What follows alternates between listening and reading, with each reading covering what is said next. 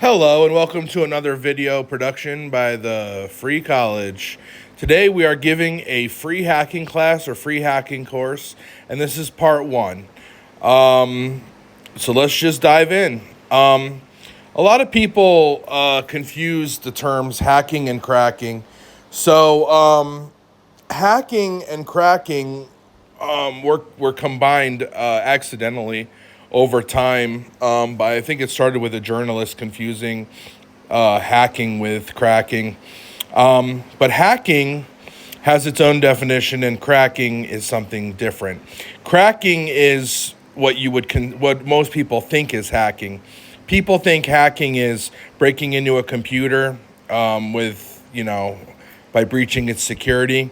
That's breaking security with computers is what a cracker does. That's cracking. Hacking is something something a little bit different. Okay, so hacking is by book definition.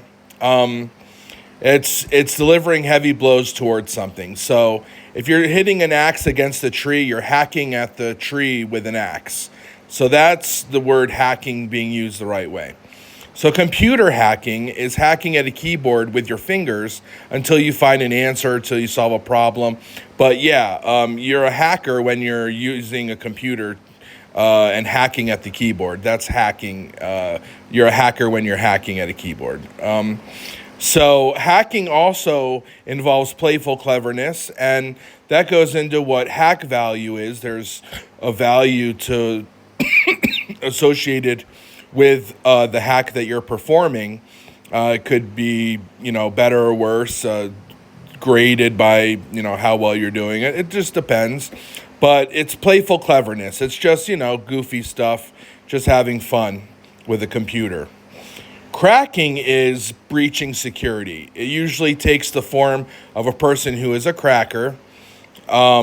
And that doesn't mean they're Caucasian. They can be anything, but in most cases they are actually Caucasian. But anyway, usually takes the form of a cracker obtaining the root access, which is the highest level access. It's an administrator level, so to speak. We're trying to keep this simple. If someone gets a high level access to your machine, then they can install software that can, even when you restart, it still starts back up. And you need a certain level of access on the machine to do that without the files clearing out. So a cracker tries to obtain the highest level access to a computer system, usually remotely. They're usually doing it from a different location by way of a security vulnerability. And we'll get into security vulnerabilities a little bit more in a minute. So what is software exactly? So software is source code. Let's see what source code looks like. An example of source code. So this stuff, you can just type in source code in DuckDuckGo and click images. You can see this is generally what a lot of source code looks like. And source code is it's basically a baby before it becomes an adult. It's the infant stage of computer programs. The source code is it's written in a computer language for a computer to understand, and a computer programmer, person who writes the programs, write a series of instructions for the computer to, when this happens, do this, when this happens, do this. And it's all kinds of instructions in the source code. And then once it's all complete and it's ready to go, the source code is compiled using a program called a compiler to make it what most people know as a program. So if you've ever downloaded an exe file or ran an exe file stuff, that's the completed file. But before that, it was source code, and then it got compiled, and now it's an exe file. Okay, just so we're using an exe as an example. So what are some types of programs? Well, there are operating systems Operating systems are like, when you first turn on your computer, you see it's Windows or it's iOS or there's GNU Linux. Some people are, that's from, if you know what that is and you've booted into that, you're probably a little on the advanced side for this course. But but yeah, there's all different operating systems, and it's basically what runs your computer. The main program, it's massive, and it runs your whole computer. And once the operating system's installed, you have apps or applications. So you have, I don't know, Quicken or whatever you have. Whatever programs you put on your computer, those are apps. Those are applications. Those are programs. And there are also really, really much smaller programs called drivers. So like there's some pieces of hardware, like physical stuff, not software. It's a physical component that goes in your computer.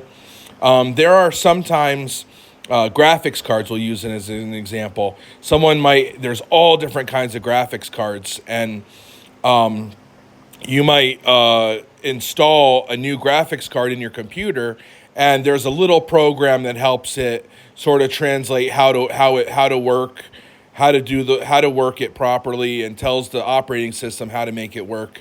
Those are drivers. Those are little programs. So there's all different sizes of programs, and there's different types of programs, and we'll get into that. Different types of source code, how source code works with it.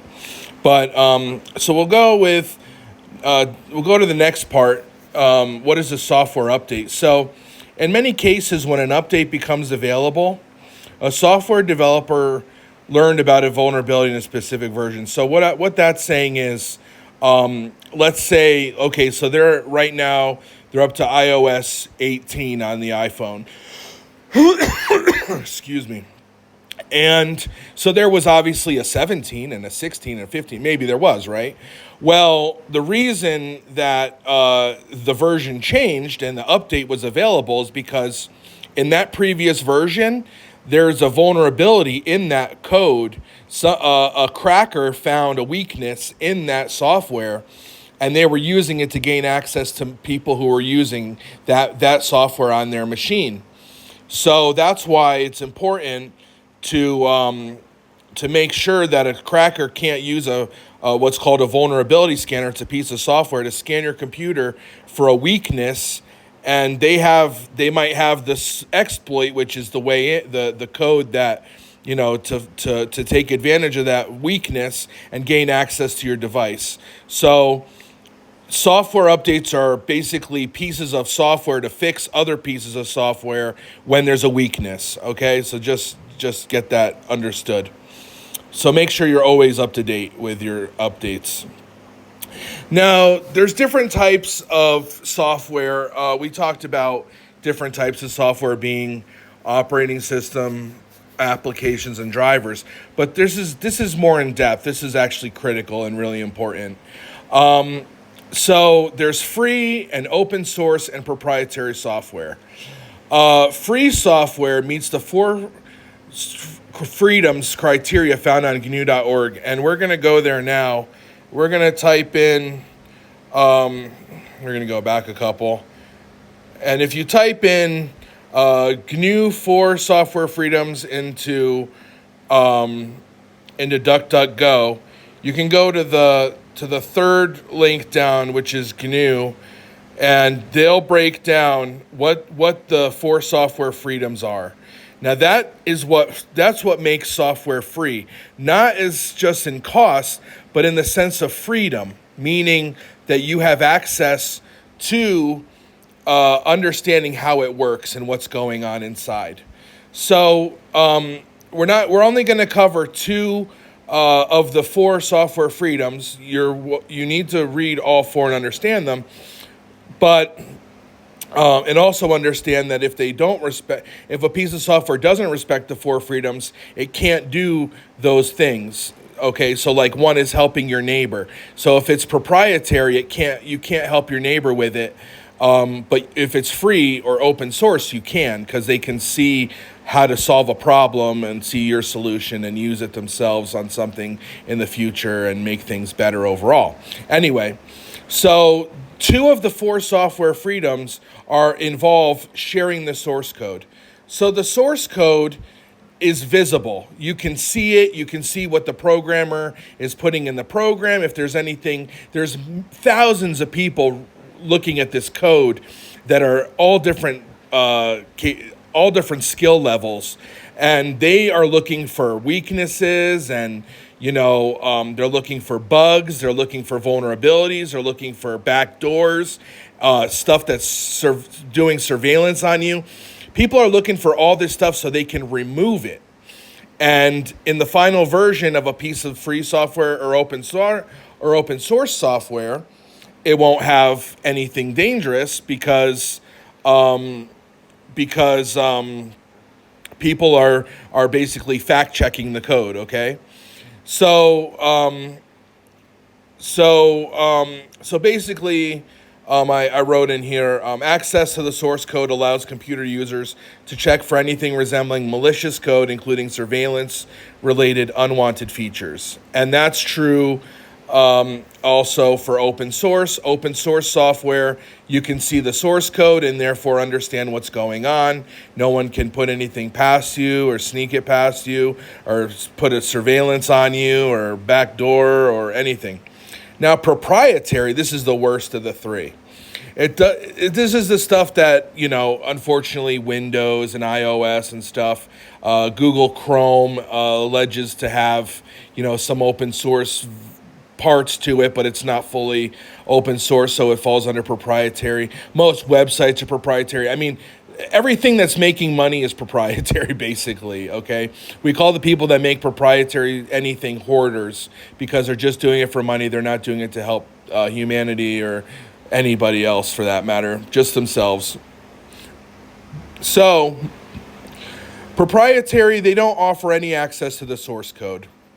There's a version that's compiled by the developer and given without an in-depth understanding of what the program will do. So basically, if someone just gives you an exe file, that's proprietary. They compiled it. They're not showing you the source. But if they can show you the source, then that's different. But you would compile it yourself at that point anyway. But if someone's just giving you a file and you can't look at what's inside, that's proprietary, okay? Now, there's no telling what's inside, okay? And in all the licensing, there's these high-powered lawyers that make it so you're consenting and saying it's okay to spy on me and use my information for whatever you want, sell it to China, whatever the hell, highest bidder. If you have an enemy who's rich, who can buy everything you're doing that this computer's scanning for. Okay, so you're consenting to a lot of bad stuff, and it's really, we literally call it evil because it's an evil thing. So the risk is high that surveillance by the developer is going to be running if you install proprietary software, okay? Now, here's an interesting situation, right? Software cracks. Now, there were sites a long time ago. This is hastalavista.box.sk. This is on the Internet Archive. It's not live. But this is a crack site.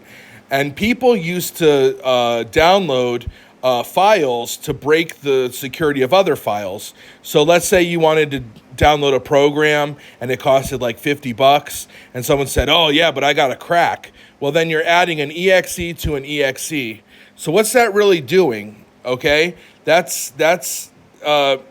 so we'll give you my explanation. So in the past, there were computer repair persons who offered a cracked version of a piece of software. So if you needed your computer formatted or wiped, and a technician had a handy-dandy copy of a hacked version of Windows, let's say, from the wares scene, this was mistakenly considered free software because you're not paying for it, right? Well, here's the thing. It wasn't free software. It's instead a piece of, remember, free software is open source, and at the very, very minimum, you can see the source code. So this was not an example of free software. It was instead a piece of proprietary software, the program itself, that was expensive, with a second piece of proprietary software, the tool that used to make it free, which is in most cases both contain in most cases both of those files due to being proprietary.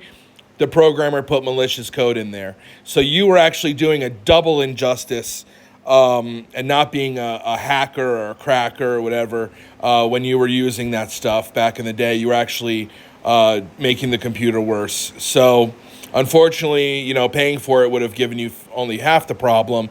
But the best alternative, I'd say, would be to pay a developer to write a program and give you the source code to solve whatever problem you're trying to solve, so that would have made sense. Anyway, so here's another lesson of the past. Cracking forums, hacking forums, and many cracking tools, especially the ones on those sites. Guess what? Those sites are usually managed by proprietary technologies. So those websites are running on proprietary software. Guess what? They're spying on you. It's 100% true.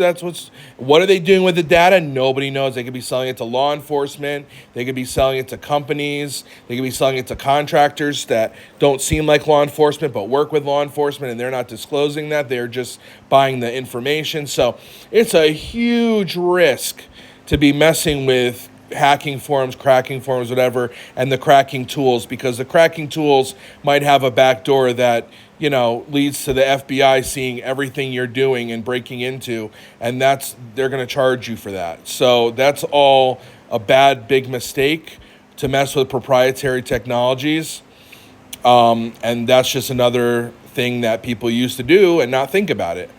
Anyway, so you would basically do better. This is an alternative to trying to learn how to hack that way.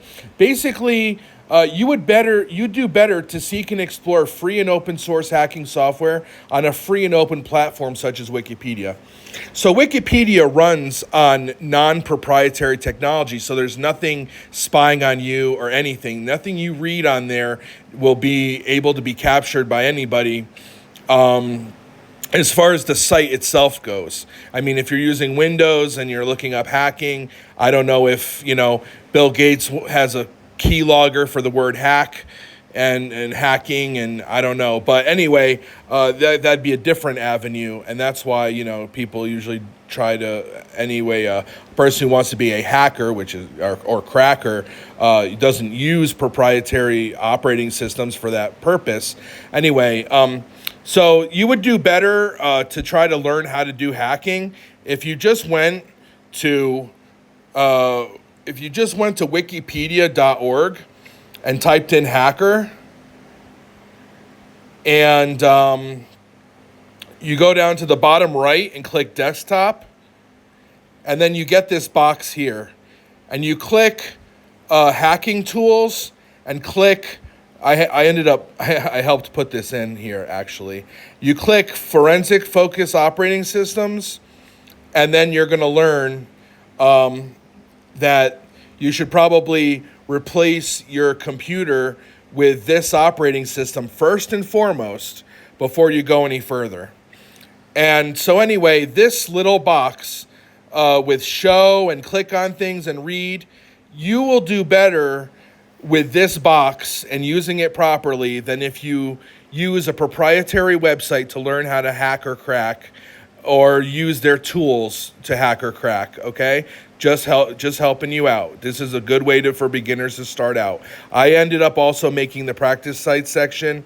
Shouts to Jeremy Hammond and Roberto Priatoni, I think is his name. Yeah. Anyway, I added all that in, so you have a place to play and enjoy it. So anyway, so that's the best way to start learning this stuff, to not, go where you're going to be spied on in the code and stuff like that. So Where can you meet other people interested in this topic of cracking and hacking? So cracking communities can be found using an IRC client. In most versions of GNU Linux, like Kali, I think there may be an IRC client. If not, you can download it. Make sure it's free or open source. Make sure it's good. Use one of those. And people are saying, I've heard of this thing, Discord, is some new trash. I call it trash, that some have claimed is better in a new version of IRC.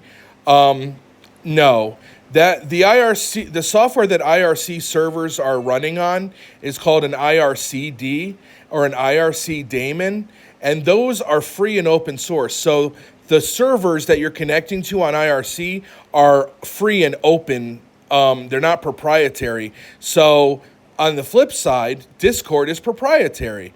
So guess what? They're going to be buying and selling your information, stalking you, keeping a log of everything, a profile of you, and selling that and everything. They're doing all that. So Discord, if you're paying attention to this class so far and you're following and everything's making sense to you, you know that Discord is being better than IRC will always be false as long as it remains proprietary. IRC remains king. So here's some URLs. If you're trying to find on an IRC client somewhere to fool around and see what hackers are up to and maybe try to learn something, you can go to irc.anonops.com and it's #opnewblood, and then irc.oftc.net, and then the channel is #Kali-Linux. And then irc.abjects, abjects.net, and #beast-chat. And there are commands in many IRC clients that'll let you be on all three networks and channels at the same time. If not, pay a programmer to add that feature, and pay. And then add it to the whole thing, and you make the world a better place anyway. Now, if you're trying to learn programming, here's my advice. This was advice that was given to me by the best of the best. Find a free or open source piece of software. So there are repositories like GitHub and this and that. There's all different places where free programs exist where the source code's open. Now, use the program and try to brainstorm, what would be better for this program? What would make it so much better? And then once you decide what that feature is that would most improve the program, try adding it. And what you're going to do is you're going to need to mess with the code, practicing messing with it, and learn what pieces do what. And while you're adding this new feature, and then what's going to happen is you're eventually going to get good at programming because you're going to start to understand how programs are put together and stuff like that. It's going to come to you, okay? So, you can always go on YouTube and look up a Python tutorial and start with Python because it's the easiest language to learn. Everyone says to start with Python. And you can do a tutorial, and that helps. That's fine. But I've heard the best way... The way I got good at Wikipedia was just trying to make a change here, make a change there, and then I started seeing the whole picture, and it all started to become easier and better, and I got better, and my edits got better, and my work got better, and now I'm really pretty damn good. And in my opinion, people probably think I'm terrible, but anyway, 6,500 edits later on 9,500 and some odd edits later on Wikipedia, I'm cruising and I enjoy what I do. Anyway, so if you're trying to learn programming, mess with code, and if you're trying to, there's a little bit of HTML sort of code in Wikipedia. So if you want to try to use my tutorial videos for editing Wikipedia, feel free. You just get used to where things are, and changing this does this and changing that does that. And it helps you sort of go along. Now, as far as certifications, now there are computer users who have various certifications and do not know and do not know what's been being taught here. So there are people who, let's say they go work for this company, and they say, well, we want to get you AWS blah, blah, blah certified. And what you're going to do is they're going to put you on proprietary programs, and you're going to do this, and you're going to do that with proprietary this, proprietary that, and they get certified. Now, okay, you can make a lot of money getting certified and knowing how to use all this proprietary crap that Amazon provides you with or whatever, and you get certified. But that doesn't mean that you're an actual hacker or cracker who can really be skilled. That doesn't say that you're skilled if you're lacking the knowledge that's in this course that I'm giving you. Because the skill really comes with understanding how programs work and being able to work on open systems, not just running someone else's program and being spied on while you're doing it. And, that's anyway. So if you want a professional version of telling a person who's AWS or Google certified who thinks what I'm talking about is worthless, you can send them to defectivebydesign.org. And that'll just give you everything you need to know to send them, so they understand that they're way out of bounds. They're not understanding how things really work. And for extra credit, the question is, are you in the Matrix? And everyone has seen the Matrix movie. It's very cool. If not, check it out. I don't care if you pirate it. Oops. No, don't do it, because I'll be in trouble if you get in trouble and you blame it on me. So don't do it. But if you want to watch The Matrix, go to your local library, pull it out, and have a view. And the question is, The Matrix is basically a system where human beings are not in control of everything in the world that's going on. So here's the thing. I'm challenging you, if you want to do this for extra credit, combine what you learned here and add private companies that do not share trade secrets or intellectual property to what surrounds you. So there are all kinds of companies with all kinds of technologies around you that are not providing access to the source code, to the diagrams even, to what the technologies they're using are. But yet these are in your life. So anyway, if you want to really dive deep into that rabbit hole and you want to get all conspiracy theorists, you can go onto a page I created on Wikipedia. It's a category page, category proprietary technology salespersons on Wikipedia. And study that page until it makes sense to you. There's a line up top that it compares proprietary to free, and then it breaks down there's certain there's certain types of technologies that fall under what this is, and there's people that are involved. And so this, if you put it all together, it creates a world that you live in that you're not paying attention to. So, yeah, there may very well be an interesting matrix. I'd like to say, finally, greets to RMS, Dr. Richard Stallman. Thank you so much. I can't thank you enough for meeting you in person in New York City all those years ago. And I just want to say, please share. This is not, some evil thing to share with people. I'm not making it, so it's only on a hacker forum or anything. Feel free to share this with whoever is interested, and it makes it good dinner conversation to find out if your parents actually or grandparents know if the software they're using is spying on them. So anyway, thanks for watching, and maybe there will or won't be a part 2, but please share and have a good day.